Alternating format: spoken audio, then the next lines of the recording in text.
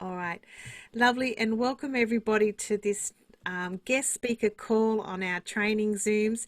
And I'm so excited to introduce to you Sharon Whiteman. So, Sharon has worked in the field of health and wellness for almost 40 years. She was a critical care specialist nurse for 20 years and has run a business focusing on nutrition for more than 20 years. Sharon considers herself blessed in that she's been able to learn from some of the leading global experts in their fields, and learning about financial literacy and residual income changed the course of her life. Sharon had first-hand education with the Robert and Kim Kawasaki team for almost a decade in the 90s, and she learned the strategies of mindset and action to be financially literate. Sharon is very passionate about making sure others have the same opportunity. She has almost 3 decades of experience leading and partnering teams from all walks of life. Business partners, wellness clients, and volunteers alike have appreciated her calm manner, engaging style, and commitment to benefit the lives of others in the goal for extra income, wellness, freedom, and purpose. She's a brilliant educator and communicator and has provided business education via weekly global conference broadcasts, interviewing hundreds of leading business educators since 2003, and that's our Australasian Connect. Sharon says we all have to commit to making the world a better place, better wellness, better lifestyle, and a fulfilling purpose. A home business with Mannatech is the perfect choice. Sharon is passionate about this message, and she has a knowledgeable, engaging, inspiring style, and I'm delightfully introduced to you, Sharon Whiteman, tonight. So thank you, Sharon. Rachel, that's very generous of you. Thank you all. I think I know almost everybody here. So yeah, it's my pleasure to be here. I think quite a few of you know my story. Rachel's just had asked me to speak for a little while, and then if anybody has any questions, we can go there. But as you heard in part of my introduction, I'm Canadian born. I've been in Australia for about 34 years now. I came as a nurse, and I was working in Canada in critical care, and I started to feel burnt out, and I started to feel like, on reflection, I didn't know it at the time for another couple of years, but that the way Western medicine was set up, it wasn't the whole picture. And I started to, I think probably many of you have heard me say that one of my highest values is integrity. And I started to feel not quite aligned with it, so it was more of a unsettledness more than having any clarity about that. And I started searching, and I decided I was going to go back to study and become a psychologist. So I went back and I did, at those days, I did a 3-year hospital-based program. So it was equivalent of today's degree program, except at that time, when I first graduated, you didn't need your grade 12 math. And in order to be a psychologist, I did. So I went back and in evening classes and did my grade 12 math. And that was my first experience, actually, of trying to undertake something that I wasn't 100% certain that I could do. So I realized on reflection that I never committed to anything unless I knew I could ace it. Uh-huh. I never risked in my whole life. I didn't have any skills. That just wasn't in my kit book of expertise. And when I went to this math experience, that was my first experience. So after, I don't know, about 2 or 3 weeks, I went up to the instructor and said that I was going to quit, because I said, you might as well be talking Chinese. I can't even understand what you're saying. Never mind, am I going to make it through this course? And he convinced me to stay. I can't remember what he said, but he said, just give it a go, And so I buckled down, and we developed some study groups together with some of the other adults. And in the end, I think I got 65, but I was the highest in the whole class in the thing. And that was a reference point for me. It was something that I could see that, not that I still to this day, I'm an expert in trying new things that I don't know how to do, but I understand cognitively that it's a good thing. And that's positive things are on the other side of all that fear and concern and questioning and the things that we say to ourselves in our head, depending on how we've been raised and what we've what history we come with, really.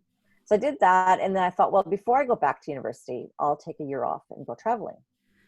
And so I'd been planning on going traveling for several years, but the girlfriend I was going to go with, we'd always planned to go to Greece. And that year she wasn't available to go traveling. And I didn't really want to go someplace non-English speaking by myself. So off I go to Australia, pick a place on the map. And I just arrived. I bought I knew one person here, some friends of the people I lived, family really of people I lived with. And I stayed with them for a couple of weeks, bought a little car for $1,000 and headed off. And I traveled from the Gold Coast up north to Cape Tribulation and then back down to Sydney over about 6 to 8 months. And at that time, it was a year. It would have been about 1999, I think, where they had a real big need for nurses. Like they were crying for nurses, and I had certificates in 3 specialties, and one of those specialties was coronary angioplasty. So in Canada, in Calgary, I worked in the angioplasty lab, and we were doing 5-6 coronary angioplasties a day. In Sydney, they were just starting, and they're doing 1 a week.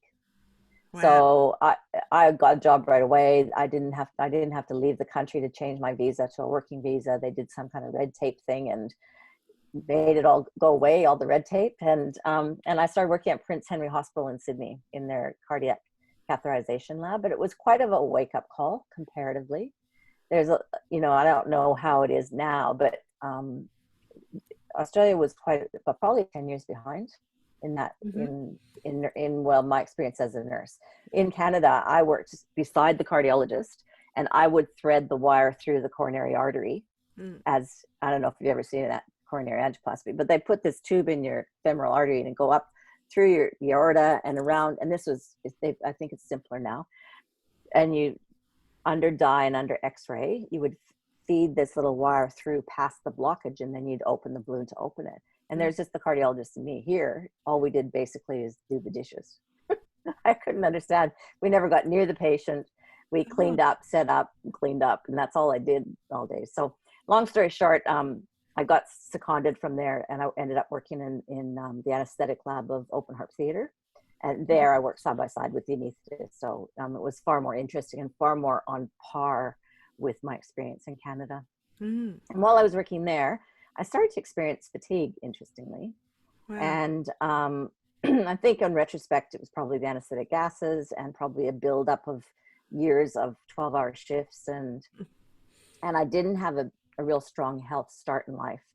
So I think it was the early stages of chronic fatigue. And sort of as life would have it, I ended up meeting some people, and I ended up getting into personal development.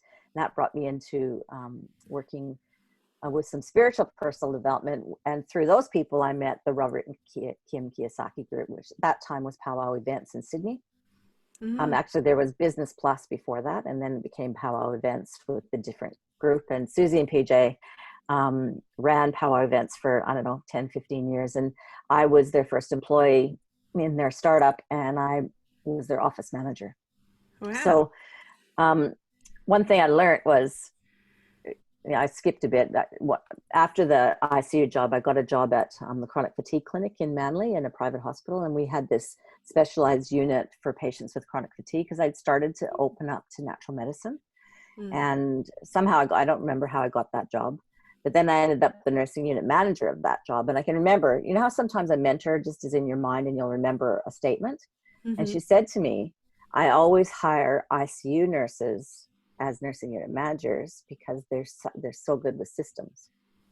And so, like, it was a brand new unit. I set up all the policies and procedures and all that kind of stuff.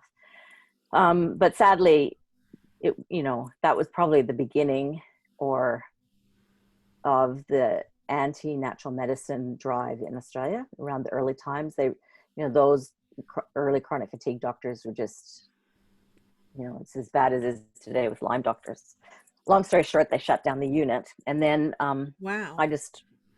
Anyway, I started working with Susie and PJ. I did that for 10 years. So I was their office manager and then events manager. I ran all their volunteer teams. for their big events. So sometimes we'd have 12,000 people at a big venue with Kiyosaki, and I'd have a team of 50 volunteers that all came together for the night. Sometimes I'd fly all over Australia and New Zealand to do that. Sometimes they never met each other. So it was starting brand new people in a system and getting a smooth running event. They had a very high drive for excellence in the Kiyosaki teams all around the world. So that was one phase. And then in, it's probably 10 years in that whole series of time. I probably was only, I think, 7 years as an employee for Powwow. And then I decided to move to Queensland. I was starting to lose my health, and my doctor said I need to take some time off and put me on disability pension actually for a while. And I came up here and I just slept all the time, and I didn't have any much knowledge. It was early days, and I met some women at a dinner party, and they're also I still know that woman. She's a shamanic healer, and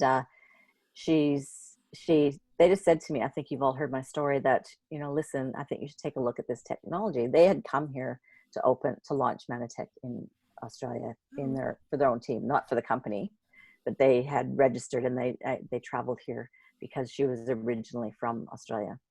And I was really skeptical. What Rachel said about my story is I did learn about leverage. I did learn about financial freedom. I did learn about how to look at income and analyze in different ways, including, you know, real estate and shares investment, and how to, not so much from a technical perspective, because I'm not good with numbers, but from an intuitive perspective to see the potential. And so I was really new to network marketing, and I only saw it as some weird thing that people were trying to sell me stuff. And so, but they, to their credit, they said, just listen, you know, there's no pressure, just have a listen to this cassette tape at the time. And I did, and that was another day that changed my life. And so I decided to start the whole idea of you know, if you're losing your health in your body, you have to be, the foundation has to be that nutritional foundation. It made so much sense to me that nutrition, our food, isn't what it used to be. I thought, wow, you know, that it's kind of it is still a light bulb moment to me, because you know, we study a lot in nursing, but I didn't know that. Another one of those wake up calls where you go, oh, I thought I was an expert in this, and there's always new things to learn. So I thought it made sense to me. I had nothing to lose, everything to gain, and I did. And luckily, as Carrie and Georgia, they were quite, I think they're just, you know, they have the energy of being the introducers, but they weren't really the trainers. And then they introduced me to a woman by the name of Bonnie, and she had recovered from almost death with lupus, with Ambatose. So she used to have to be carried around by her husband. She couldn't walk, and she recovered to full function. You know, she's still, I think some of us with sensitive immune systems always have to watch things, but she went from no quality of life to very high quality of life. And so she knew lots about recovering from that kind of autoimmune base disability. And so she really explained Herxing to me, or not Herxing, the cleansing response.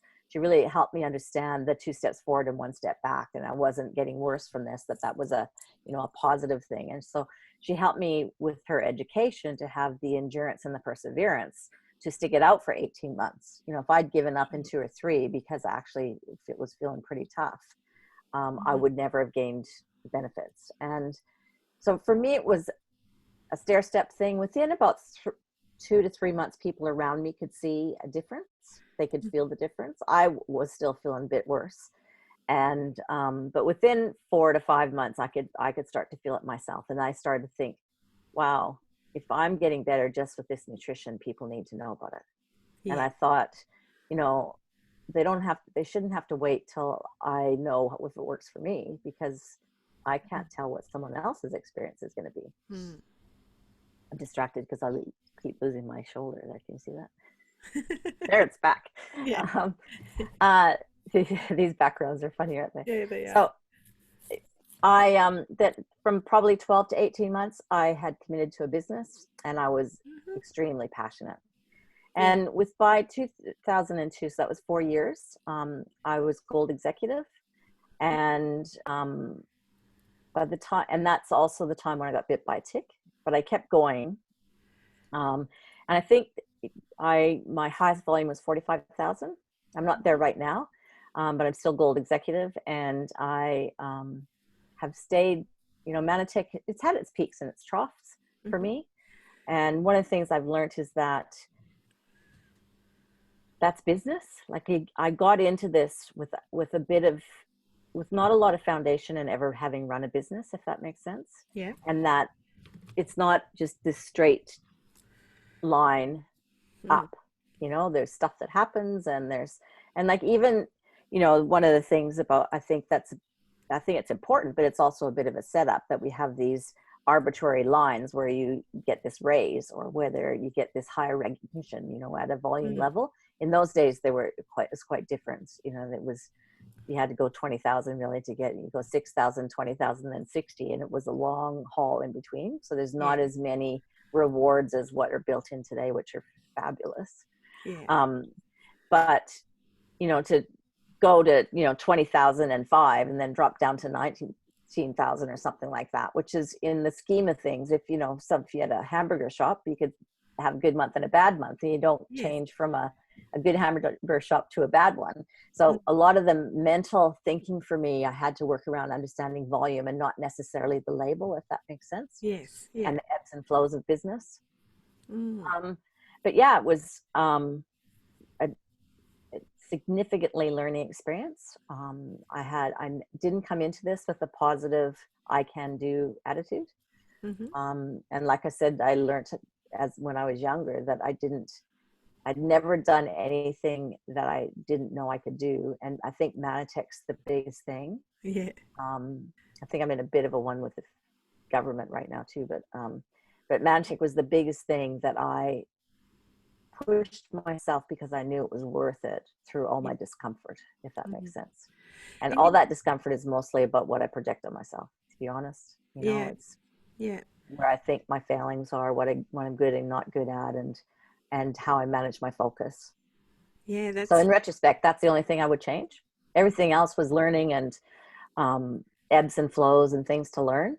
But I think the biggest thing that I would change in myself is to be more diligent, maybe stubbornly committed to managing what I focus on.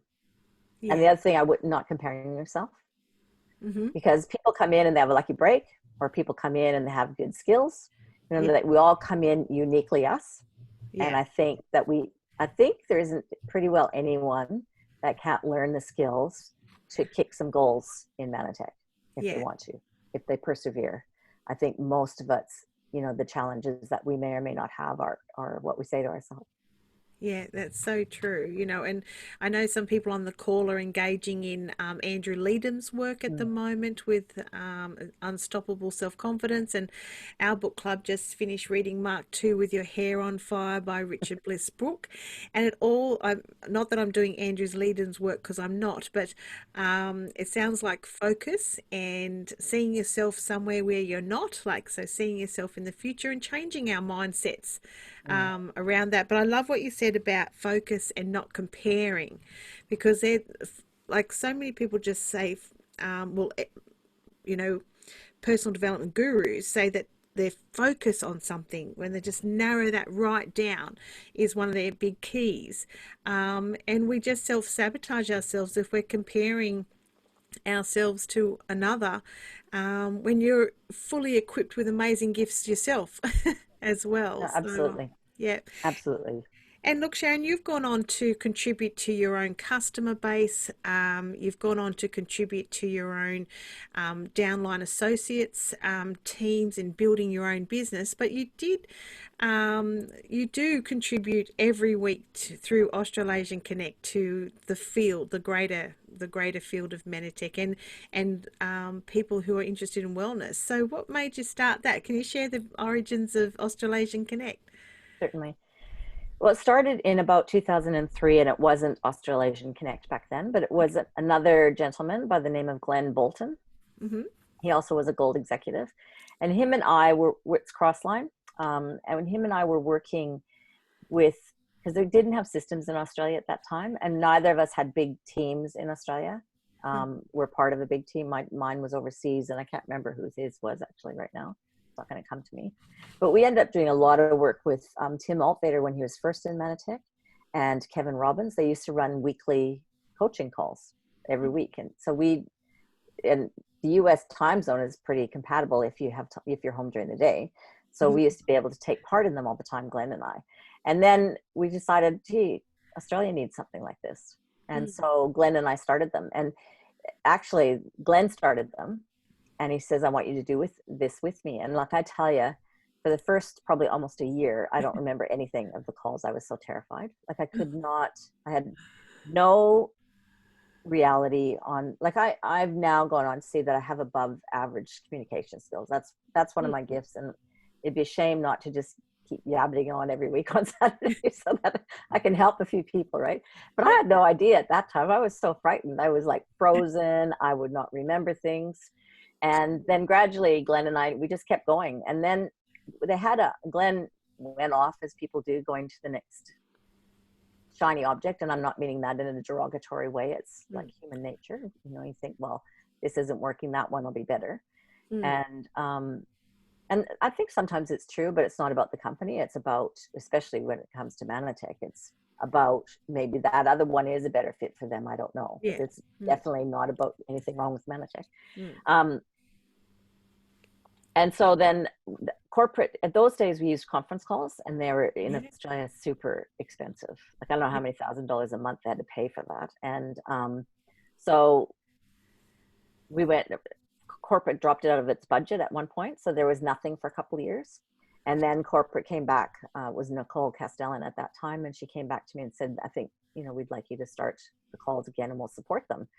And so then Gary Knapp and I were doing them, and then Diana Hunter came in later, and we've been doing them now for a long time with the three of us. So it just works. Gary does, he's there a lot of the time, but he's there all the time behind the scenes. So he edits all the audio tracks. So he'll take a 60-minute call and bring it down to, sometimes 50 or 45 to take out all the errors. And every time he edits out on where I make mistakes and texts. I don't always listen to him, but I know they're out shorter by the time he sends them back to me. So I'm sure all my mistakes magically disappear. And so we've been running them ever since. And I think, I don't know, I just think it's the right thing to do. And that if you know how to do something, it's the right thing to do for a community, then you should do it, because that's part of your contribution to the world. Yes. And that's why I do it. Yeah. And, it's been very valuable to me. I think, I've just gone 2 years, and I can remember finding your calls, and, I didn't have much input being given to me in training and things like that, and I loved it. And I was devastated because I started up in the July, and then by that December you had some time off over Christmas, like the Australasian Connect call stopped, and I'm like, no, and I think I even messaged you like, when are these starting again, and stuff like that. So, and now that I do my own calls every sort of week in a year, you need your time off as well, especially over that Christmas break. So but yeah, it has. And look, I'd just like to personally thank you, and I know everybody here on the call, is that it's just been so valuable for the quality of the speakers that you attract, and that's the integrity of you as a team as well there, and to have like Dr. Nugent pretty much every month come and speak to the Australasian field. That's just so without that contribution you're making, is that we wouldn't have that. So I'm not sure what corporate would create or not create at this time. So a big thank you from me personally, because I'm just pretty much there every week. So it's brilliant. Well, thank you. And listen, I have stubbornly committed to doing more calls than we do now, but truthfully the field don't show up. So I would do them on Easter sometimes, and we do them on school holidays and stuff. So we started noticing the trends, and then I reluctantly let go and just realized we do about 45 a year and 52 weeks, I'd say 42 to 45. So that's a pretty good range of support for people. I know it should be weekly, but I think it's good what we do. Oh, it's phenomenal. And then the resources, the Australasian Connect archives are very easily available for us through YouTube. So we can't miss out, and there's lots of gold to go there. And I know that hopefully everyone on the call has access to those. If not, just go to YouTube and write in Australasian Connect and search that out, and you'll find 2018, 2019, and 2020 being built out there now. So it's such gold. So the other thing I wanted to just, if you feel you have the time, is to just from your perspective, looking at Mannatech past, Mannatech present, and where you see Mannatech future going. Okay. Well, um, listen, Mannatech is founded on very strong values. I'm not Christian, but I appreciate, and I send my son to Catholic school. And I'm not Catholic. I think I was raised Uniting Church, and my mom was Catholic. But I appreciate the values, and I live my life by those values. So I appreciated that, and I'd have goosebumps when I used to listen to Sam and Linda Castor and read their book. I could feel, even though it's not my faith, I could feel the integrity of that, Beautiful. like the broad faith as opposed to a specific church.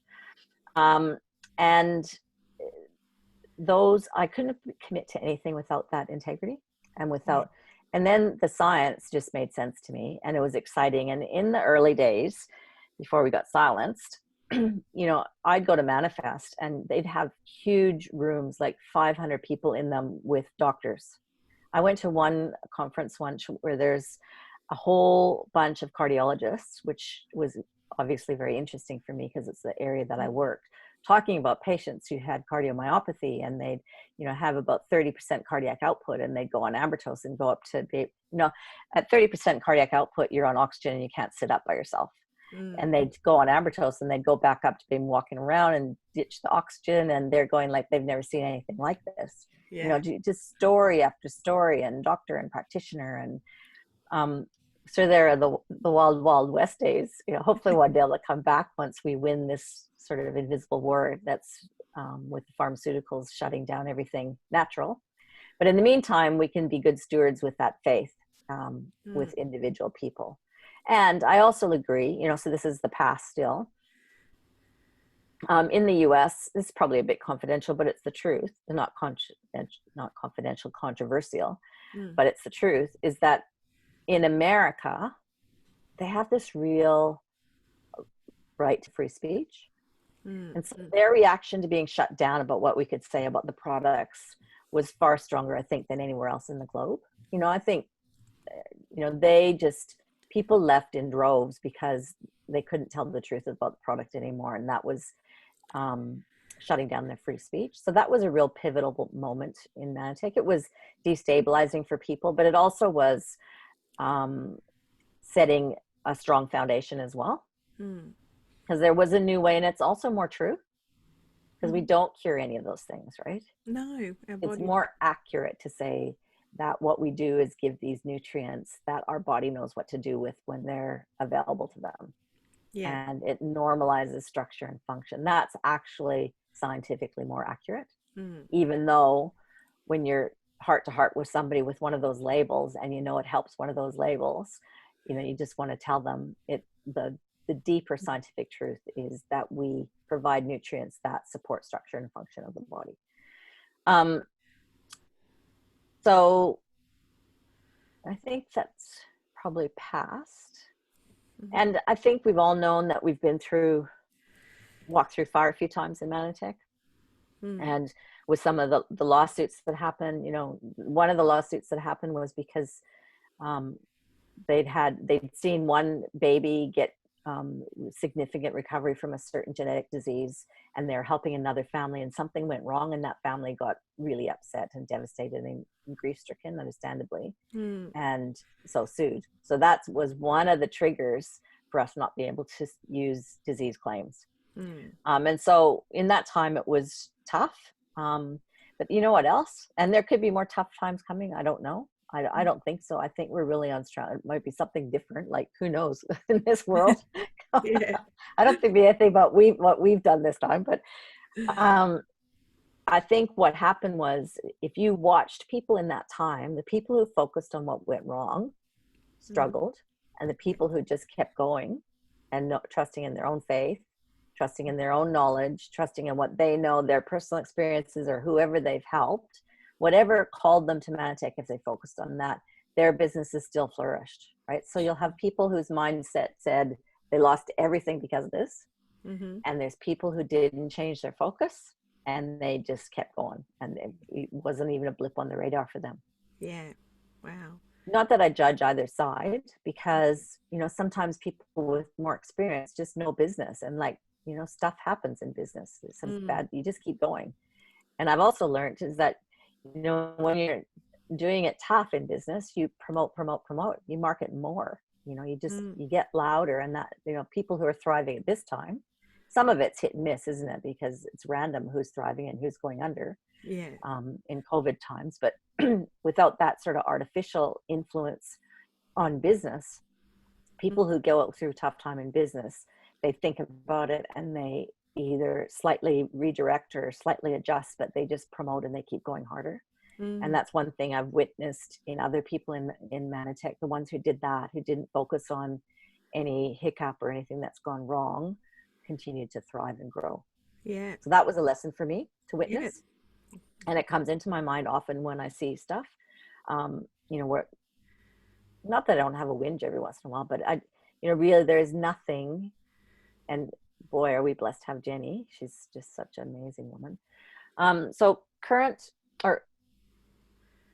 I think we're in good shape. I can't Yeah. believe how strong, they're moving so quickly in Mm-hmm. the areas where we've got gaps still, which is in the getting started team training systems Yeah. and our IT, and the comp plan, Mm. and the new, I mean, my goodness, if that comp plan was in place since the beginning, it just, that the mind boggles. That comp plan is so amazing, and it's so now.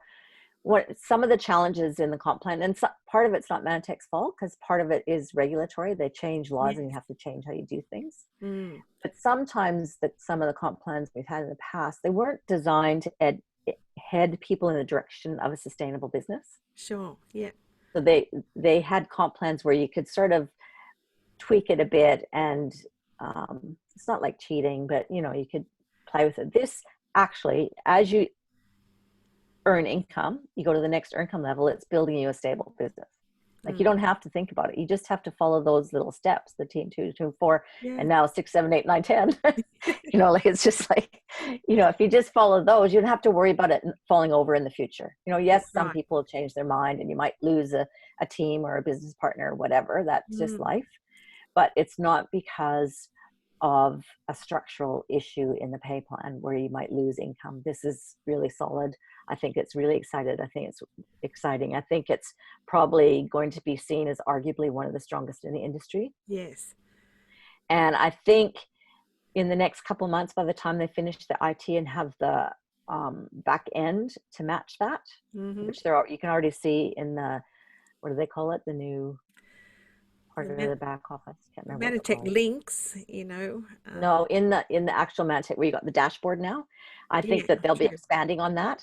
So you can see at a glance when you bring a new partner in, well, this is where you need to go next, and this Yeah, is where you're at now, and this is how many people, just to keep people in the mindset of that continual action.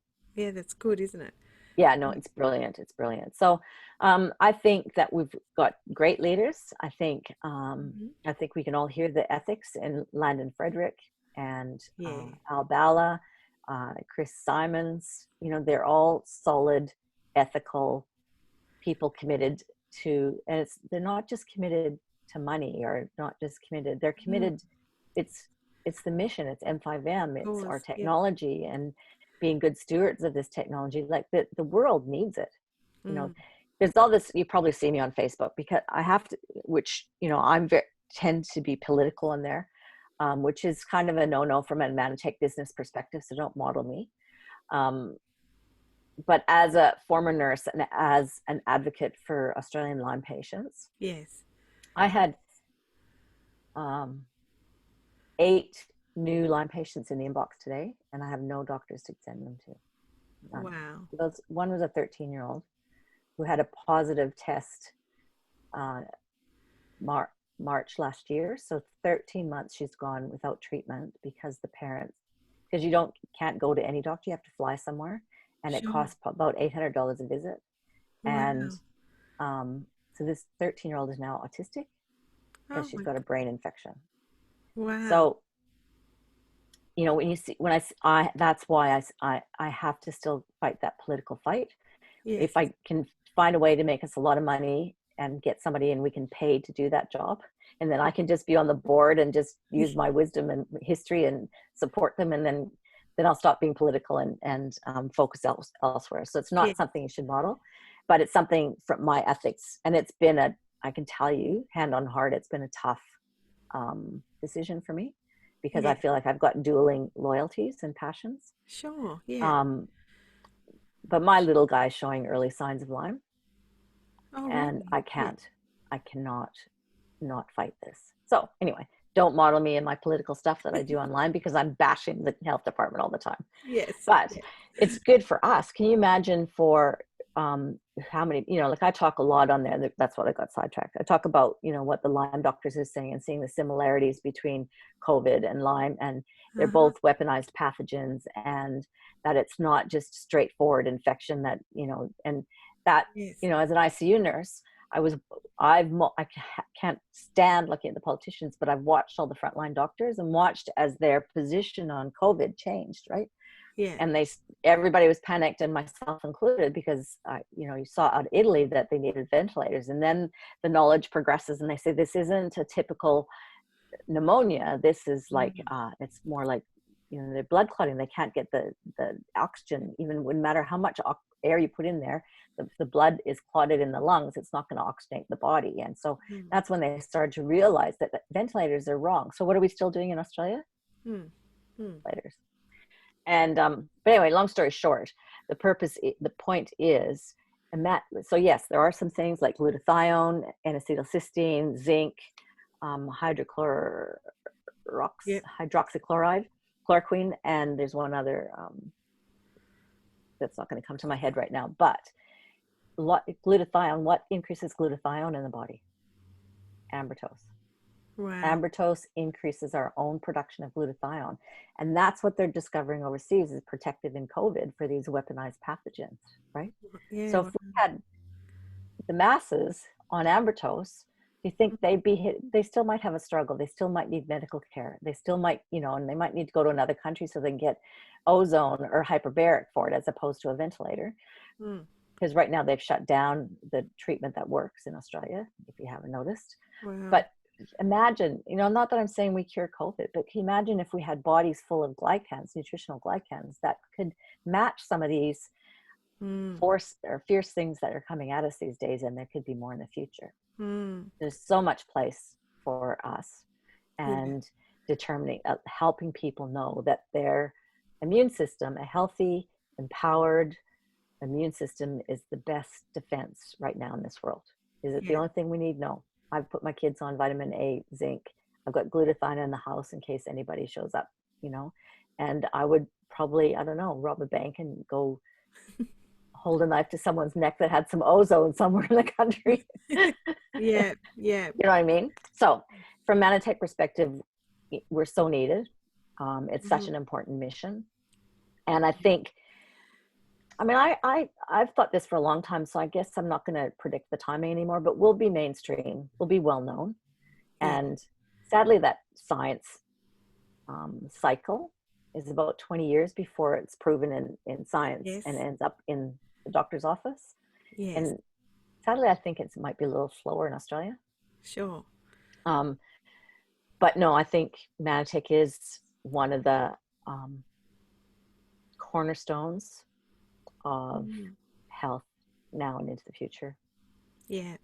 We were just talking earlier in the book club that you know, choosing a network marketing company that is a legacy company with quality products and everything, we all started to laugh because we actually fell into the best company. It wasn't that we made a decision out of all of them which one was going to serve us best.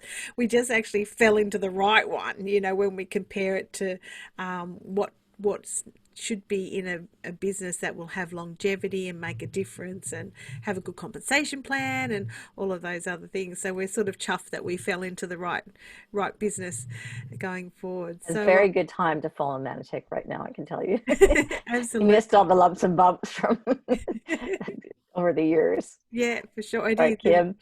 Because some Yeah, people make reference to previous compensation plans and previous ways things were done, which I don't know. So, I wouldn't want to learn it. I don't recommend it.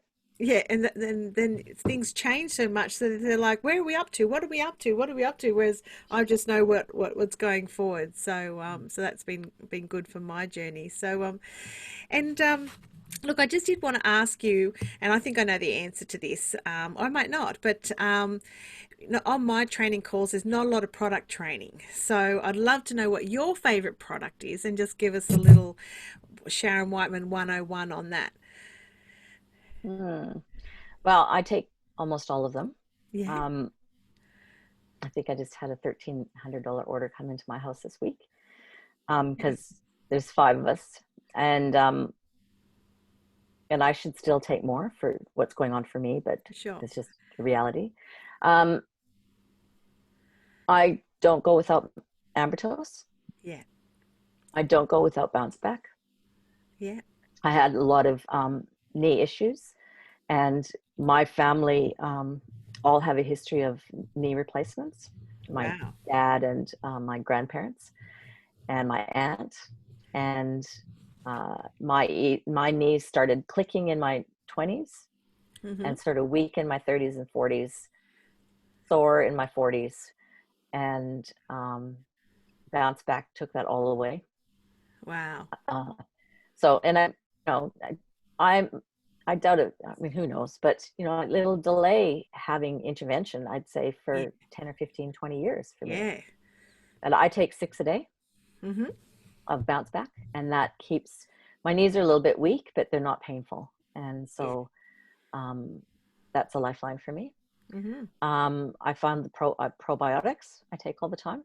Yeah. I take True Pure 2 or 3 times a week because I drink wine. Yeah. I think I should help my liver. Um, I take the AO, I take the Catalyst, I take Nutriveris. I really noticed more energy when I took Nutriveris than I think it had. And I don't have a big appetite. My Yeah. weight gain was from Lyme.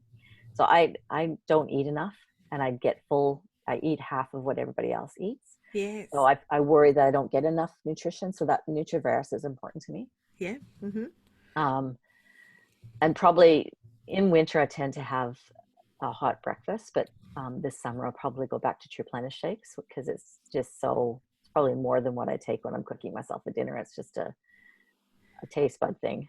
Yeah. Um, that I enjoy them, but I can't do it 12 or 265 days, Yes. 365 days a year.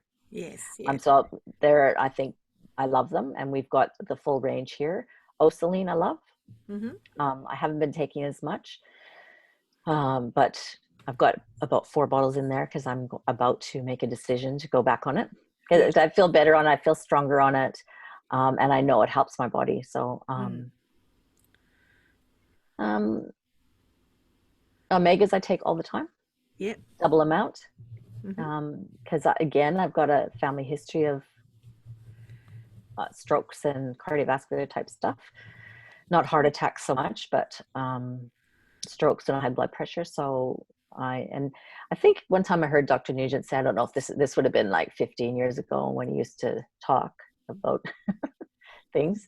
I think I used to hear him say, because he's got the same kind of history of cardiovascular stuff. He used to say, I think he said 9 a day he takes of omegas. So not that I'm saying that I recommend that, because you need to your own biology, and he's a doctor. Yeah. But I've always took that to heart in Yeah. that case. If you look in those areas where you may have some genetic challenges or concerns, and be more proactive about that. Mm. Immunostart I love, Yeah. but I mostly do it hit and miss. Yeah. I've got Manaboom here. Manipul. I love Manipul. Yeah. I wish I could take it like a bottle a week, to be honest. Yeah. Financially, I can't.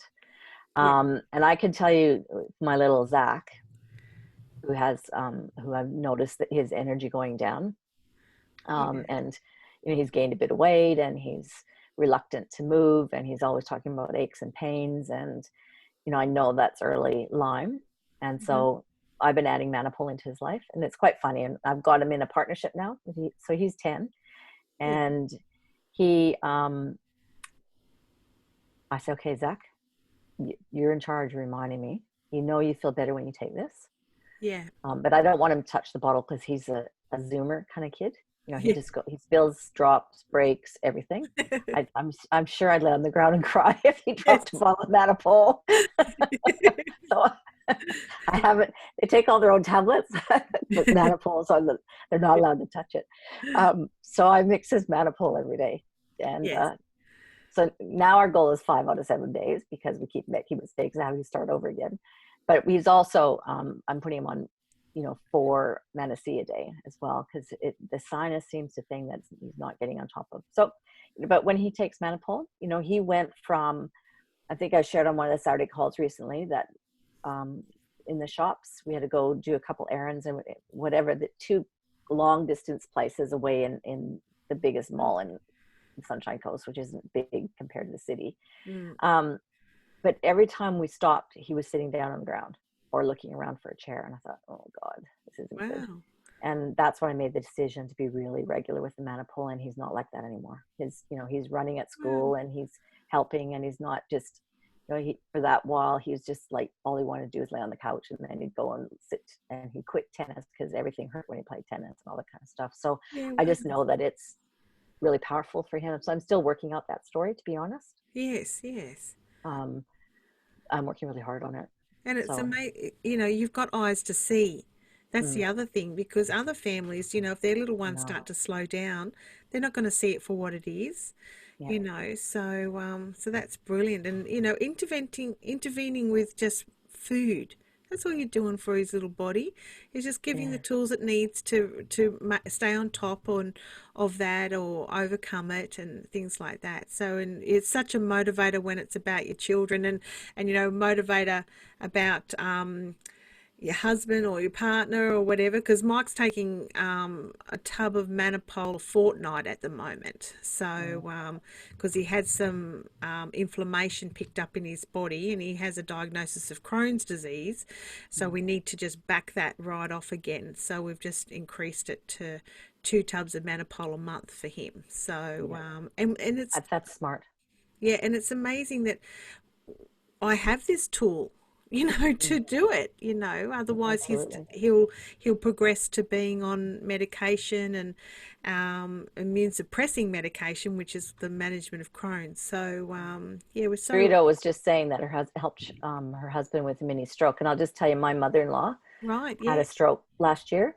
Hmm. And so we got a phone call on Friday morning, and Wow.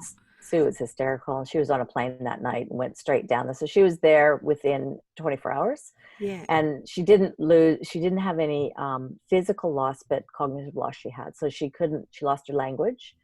She was all confused. She was using some weird thing to try and get in her phone. And then she went over to, Sue's sister lives next door to each other, and she couldn't understand.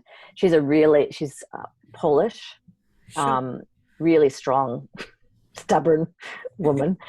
And there's nobody convincing her anything else. Anyway, long story short, in the hospital, she had a huge, it was on, I think, the left side of her brain. It was about that big of a lesion on her brain. Wow. And so everybody's going, oh, this isn't good. And anyway, so they're all there, and Sue was there. She was there with lots of amber toast by the next day, and we got corporate to express post some Manipul. So got there, I think, because it's the same city in Sydney. So by Monday, I think. Yes. And she was having 4 scoops a day of Manipul and more. Yeah. And it was on a long weekend. So obviously the neurologist wasn't there, right? So that went over the weekend, they had these scans. But as the residents kept coming, they thought there's something wrong here. This isn't looking the same as what we saw on Friday. And Yes. then by the time the neurologist came in on Tuesday, because it was a long weekend, he came in and looked at her and goes, there's no way that this woman, her presentation matches this scan. So they redid it. and it was Yeah. way better. And they just couldn't understand it. They absolutely had no explanation. And so she's gone on to, it's a year and a half now, and she's really stubborn. Like, she used to be a really discerning woman. Like, she'd tell her doctors, oh, I'm not taking statins, and I've read about this. And she was always research. She read McCullough. I didn't always agree with everything, but she was very Mm. progressive and determined, right?